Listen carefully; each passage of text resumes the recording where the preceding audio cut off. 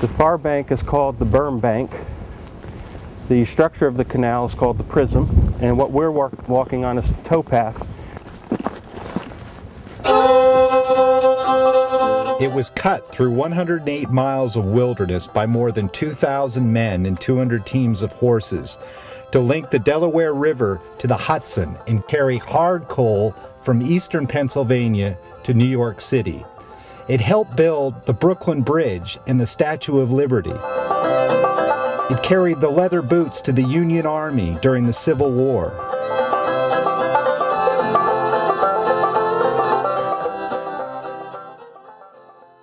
To my right, I see a very nice berm wall, but you can't hardly see it because it's all overgrown.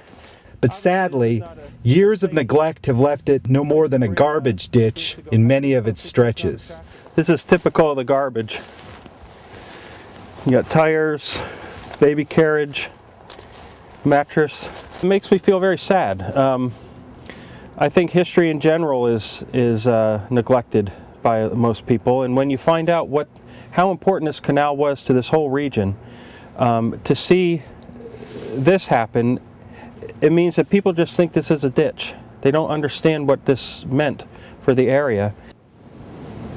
Today, people can walk along the canal in the beautiful Bashakill area in Sullivan County. It is one of the few sections where brush and debris has been cleared and where much of the canal can still be seen. Some of the rock structure is just, I just can't even imagine how much work went into building it at that time with the equipment they had.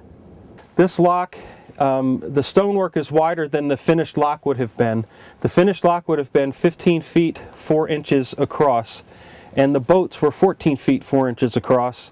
That gave you a half a foot of play on each side. So we're heading west or east from Lock 52.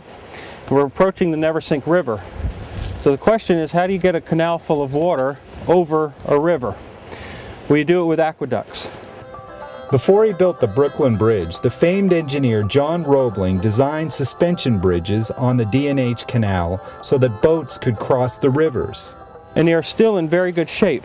We're on the west side, looking across to the east abutment, and you can see the shape of the prism and the aqueduct that was held here. And this is just a beautiful sight.